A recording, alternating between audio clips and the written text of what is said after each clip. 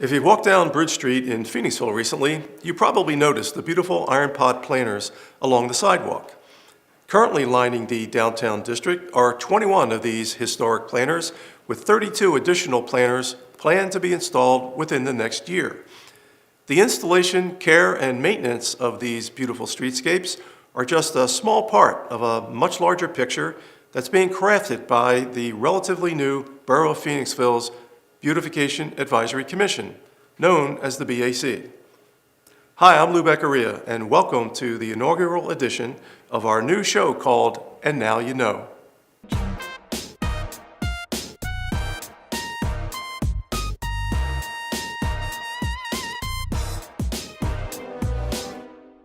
The BAC was created in the spring of 2013 out of a citizen-based interest to maximize the aesthetic potential of the Phoenixville community in concert with the revitalization and economic development of the downtown historic area.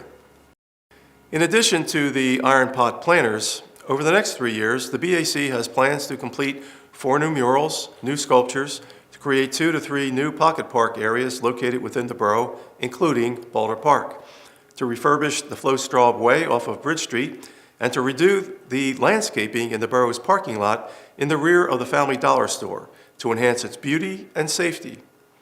There are several other beautification initiatives planned, including installing new Welcome to Phoenixville signs at all road entrances to our community, painting the 2 railroad bridges that traverse the borough, and adding more shade trees in the borough parks.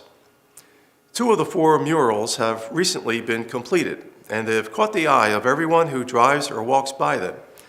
When we return, we'll meet the artists who painted these community works of art and learn the stories behind their craft and why they came to Phoenixville in the first place. Please stay tuned. We'll be right back. In September of 2014, the BAC solicited ideas for the first 2 murals to be painted in the 2 locations selected by the Beautification Advisory Commission. Energetic young artists submitted their ideas for the 2 murals, and the BAC voted on who would be selected. The first location was on a 4-foot-high wall at the bend on Route 113 on the north side of Phoenixville. The BAC got permission from the property owners, Karen and Matt Roman, to paint the mural on their wall, and then selected a plan and a design from Cynthia Oswald. By the end of January 2015, Cynthia and her crew finished this colorful creation. Here is her story. My name is Cynthia Oswald, and this is the story of the Northside Mural Project. I looked at a number of different places in Chester County, but Phoenixville just kind of stood out to me because of the people, and I just felt inspired by it. So I started looking there, and my realtor told me it was on the north side, and I was kind of thinking, I've heard a lot of negative things about the north side, so I didn't even want to give it a chance. But then when I got there and saw it, I knew right away that it was kind of where I was supposed to be. There's sort of this whole story that happened on the north side that still lives there in a way, but you kind of have to dig to find it. And so that kind of inspires me. And because there's such a rich history in Phoenixville, and just running around, I mean, there are 3 parks on the north side, all surrounding my house. So it's like in any direction, there's kind of a community place for people to gather. You really can't judge something by the way that other people are gonna say that it is. You kind of have to judge it for yourself. I really love the north side of Phoenixville. The day that it just sprung on me that I really wanted to get involved somehow, I went back to my studio and immediately started searching for some kind of committee that was creatively involved in Phoenixville. Someone at the borough said that I might want to get a hold of Lou Beccaria. Well, the Beautification Advisory Commission meets once a month. I just wanted to give back to the community, so I thought, how can I use my talents and my abilities to service the Phoenixville community? And, I thought maybe they would use my graphic design skills, maybe they would need help with the newsletter. I just kind of offered it all up on the table, and they said, well, what about this mural project? Because I had showed them my portfolio, and they saw that I had an interest in fine art. So I didn't even think, I had no idea that there would be a mural project. I do a lot of fine art, but I never worked on a mural before. But as soon as they told me that it was on the north side and where it was, and I knew exactly the spot, I knew that I definitely wanted to be involved with it. They kind of said, how about you come to the next meeting prepared with some sketches, and then we'll see, how we want to proceed. They gave me measurements, so I kind of roughed it out and just did 3 different options. The first 2 I spent a lot of time on. Actually, the third one was the Phoenix, and that's the one that they ended up wanting to pick. And it was like, oh, I'll just put this in there as my last option, and it really didn't take much time at all. So it was kind of funny that they ended up choosing that one. So it was kind of like, what are we going to do? How are we going to pay for the paint? I was offering my services, so I was donating my time, so they didn't have to worry about that, but just coordinating volunteers and all of that. So what we did was we met about it, and kind of everyone threw around ideas. I knew Terry Brett from Kimberton Whole Foods because I was working there part-time, and he likes to get involved with the community, and I figured he would donate the money for the paint and the supplies, and he immediately said yes. So he took care of that. Jean McNamara is part of the BAC. She works also for Villa Maria Academy, and she basically offered up her services to kind of partner up with me and execute this project. She said that she could find volunteers, and that also she would be willing to paint alongside me. So she had girls from the academy come for the priming. So we did 2 coats of masonry primer, and then there was just one white wash that we did before I actually started drawing on the wall. And when we were working on it, there was a lot of people that were complimenting it, and a lot of people actually driving by while we were working on it, beeping and saying, "Oh, looks great." It was nice. I'd say that the whole process was really interesting. I mean, between coordinating with everyone and meeting new people in the community that I didn't know before. I just kind of feel, it's exciting to see it, but it also just, for me, it's like, what's the next thing I'm going to do? I feel like I need to do something else. That's kind of how my thought process goes.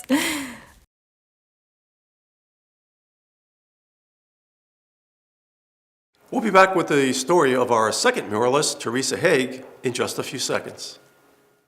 The second mural location that was selected by the Beautification Advisory Commission is located on the corner of Star and Bridge Streets, on the side of Marley's Restaurant.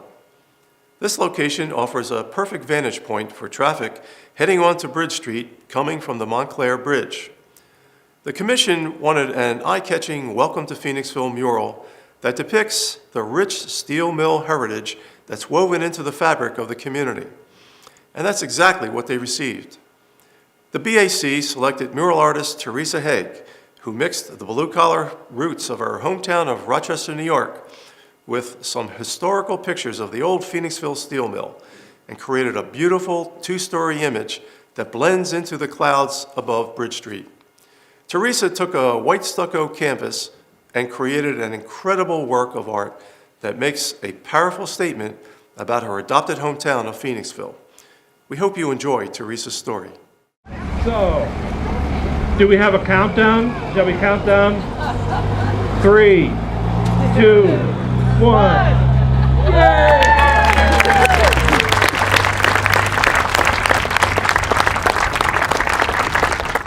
Teresa Haig from Phoenixville. I'm the artist. This is my mural. I grew up in a very industrial, blue-collar sort of town or city in upstate New York. So I've always connected to industrial scenes, the roots where people kind of come from, really basic things of daily life. That's what all of my normal paintings are of, the subject matter that I typically paint. So it started with a very brief conversation with a friend of mine, Michael Riley Hill. He approached me about it. He sits on the Beautification committee in town here, the Beautification Advisory. And he said, "Hey Teresa, we're looking for some muralists, any interest?" And I sort of said, sure, I'm always up for new opportunities and learning about them at least. So I went to a meeting, met all of the committee members, Lou Beccaria, who's amazing, and after some time and putting through some mock-ups of what I was kind of thinking, it all got approved in the end. I went down to our historical center in town and worked with them, and they just, gosh, they put down boxes and boxes and boxes of old photos that I searched through. I just really connected with this particular image from, I think it's from 1932, of the old steel mill, and I just thought how appropriate it would be to have something like this as a reminder for the community of who we are and where we came from. I'm so afraid of heights, so the scaffolding was a little scary for me with the swaying and the climbing, so we settled on a lift. So I rented a lift right here in town at Total Rental. I was either going to grid out the scene on the wall to get it big, which is what the old masters used to do when they were doing big murals or reliefs. And then I was talking to Jeff Shaler, who is the muralist down at Iron Hill, and he said, no, the best way to do it is to project it onto the wall. And I thought that's sort of brilliant. So I got up here one night, it was 10:30, and I spent until around 3 in the morning just outlining some of the major subjects so that I had a map when I was up there on the wall. I'd get up at 5, I would put on some coffee, head out the door by like 5:15 and down here by 5:30. Get all the stuff unpacked from my van and line it up on the curb. You have to have all your paints lined up and mixed before you go up. I'd go up on the lift and I'd just work sometimes for 6 or 7 hours just up there, bring my gallons of water, and the town would show up. Nancy down the road would bring little treats by a few times a week, and it was great. Before I started, I think I was most nervous or most anxious about the town's response, because this town is a vocal town and it loves its history. So from day one, people were driving by in their cars, honking and waving and yelling out things. And then as the mural progressed and things started to fill in, what was really special and what I really look back as one of my favorite things about the mural is these folks that grew up here as children would stop by and wave me down, and I would chat with them about what they remember about the steel mill, and it was great because it wasn't just, hey, I remember being here and I saw the old mill. It was so colorful.